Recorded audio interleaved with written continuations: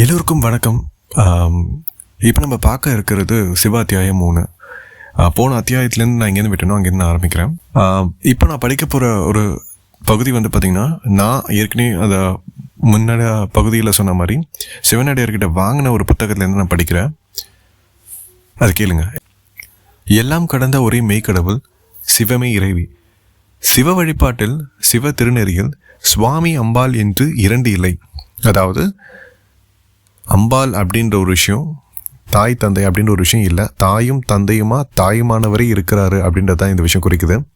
அவன் ஒன்றுதானே, சைவ பெருமை தனிநாயகன் எம் இறை, அம்மையாய் நின்ற பேர் நந்திதானே என சிவம் ஒன்றே, இறைவனும் இறைவியுமாக தாயுமான காம தகன அங்கம் இல்லாத லிங்க தனி பரம்பொருள், அருள்மழை பொழியும் தூய அருள் துறையே சிவாலயம்.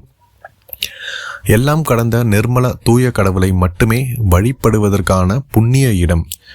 சிவப்பரம்பொருள் கோயிலில் அம்பாள் உள்ளிட்ட பிற மலம் பிறவி நோய் உள்ள யாரையும் வழிபடக்கூடாது. பிரம்மன், விஷ்ணு, அம்மன், கணபதி, முருகன், வீரபத்ரர், பைரவர், ஆஞ்சநேயன், ஐயப்பன் முதலிய ஆண் பெண் தெய்வங்கள், சப்தமாதர்கள், நவகிரகங்கள் யாவரும் நம்மை போலே சிவபூஜை செய்தும் பக்தர்களே, மும்மல ஜீவராசிகளே. ஆதலால் சிவாலயத்தில் மனம் போனபடி ஆண் பெண் தெய்வ சந்ததி கட்டி வழிபட்டால் பரம்பொருளை அவமதிக்கும் பாவமே, சிவன் நிந்தனையே ஆகும். சிவ நினைவு நீங்காமல், பிறரை நினைக்காமல், பிறரை வழிபடாமல் சிவபூஜை செய்வதே மெய்யான பக்தி. முழுமுதற் கடவுளை வழிபடும் மெய்ஞானம். மாணிக்கவாசகர், காரைக்கால் அம்மையார், திருநாவுக்கரசர் மற்றும் பலருக்கு ஈசன் அம்பாலோட காட்சி அருளிய போதும் கூட, அம்மனை நேரில் கண்ட போதும் கூட அவர்கள் சிவப்பரம்பொருளை மட்டுமே துதித்து தொழுது பாடி வழிபட்டனர். பிறப்பு இறப்பு உள்ள அம்மனை வழிபடவில்லை, பாடவில்லை, துதிக்கவில்லை. உள்ளேன் பிற தெய்வம் உன்னை அல்லாது எங்கள் உத்தமனே, ஒன்றே நினைத்து இருந்தேன், ஒன்றே துணிந்து ஒழிந்தேன்.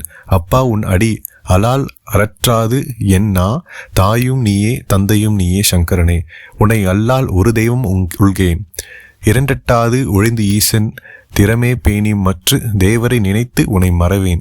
உனக்கே ஆள் பலரையும் பணியாமே, புரிசடையார் தமை அல்லால் சொல் பதங்கள் வாய் திறவா தொண்டு நெறி, தலை நின்ற பெற்றினியில் பெய்யடிமை உடையாராம் என பரமசிவத்தை மட்டுமே வழிபடும் மெய்யான சிவபக்தியினால் மட்டுமே சிவன் அருள் கிடைக்கும் என்பதை தெய்வீக திருமுறைகளும் நாயன்மார் வரலாறுகளும் தெரிவிக்கின்றன.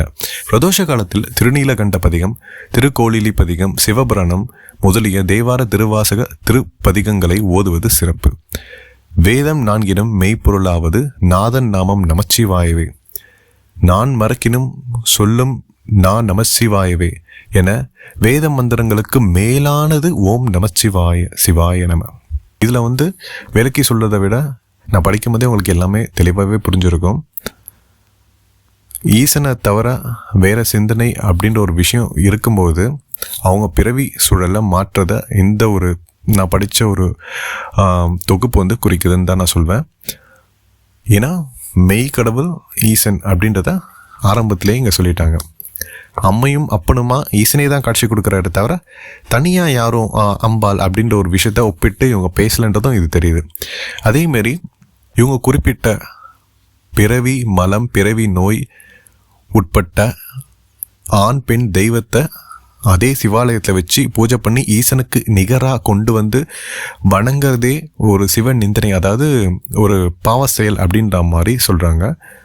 என்ன ஆனாலும் சிவன் நினைவு நீங்காமல் சிவபூஜை செய்வதே மெய்யான பக்தின்றதை இங்கே ஆழமாக குறிப்பிட்டு சொல்கிறாங்க. அதே போல் மாணிக்கவாசகருக்கும் காரைக்கால் அம்மையாருக்கும் திருநாவுக்கரசருக்கும் அம்பாலோட ஈசன் காட்சி கொடுத்த போதும் அம்பாலை பார்க்காம ஈசனை மட்டுமே பாடி துதித்து அவங்க போற்றிருக்கிறாங்க. இதையும் இங்கே ரொம்ப வலுவாக குறிப்பிட்டிருக்கிறாங்க. எல்லாத்துக்கும் மேலே பரமசிவத்தை மட்டுமே வழிபடும் மெய்யான சிவபக்தியினால் மட்டுமே சிவனருள் கிடைக்கும் இதையும் சொல்லியிருக்கிறாங்க. அது மட்டும் இல்லாமல் வேத மந்திரங்கள் அப்படின்னு சொல்லிட்டு ஒரு விஷயங்கள் இருக்குல்ல, நிறைய வேத மந்திரங்கள் இருக்குது. அது லட்ச கோடி மந்திரங்கள் இருக்குது. அதெல்லாத்தையும் விட 4 வேதங்களை விட நமச்சிவாய மந்திரம் ஓம் நமச்சிவாய சிவாய நம, இதை தவிர வேற எல்லாமே ஒன்றுமே கிடையாது அப்படின்றத ரொம்ப தெளிவாக ஆழமாக சொல்லியிருக்காங்க. எத்தனை பேருக்கு இதெல்லாம் தெரியும் அப்படின்னு நம்ம நினச்சி பார்த்தா யாருக்குமே தெரியாது. வரிசையாக சரளமாக மந்திரம் சொல்கிறதுனால அதில் பெரிய பலன் இருக்குது. நிறைய சொன்னால் கஷ்டமானதை சொன்னால் அதில் பலன் இருக்குன்னு நம்ம நினைப்போம். ஆனால் அது கிடையாது. நமச்சிவாயன்ற முன்னாடி வேற எந்த மந்திரங்களும் 4 வேதத்தில் நீங்கள் எந்த மந்திரத்தை எடுத்தாலும் நிற்காது அப்படின்ற ஒரு விஷயத்த இந்த இடத்துல நான் குறிப்பிட்டு சொல்கிறேன். ஸோ வேறு ஒரு அத்தியாயத்தில் நான் உங்களை சந்திக்கிறேன். வீடியோ பாருங்கள், ஷேர் பண்ணுங்கள். நல்லதே நடக்கும். ஓம் நம சிவாய. வணக்கம்.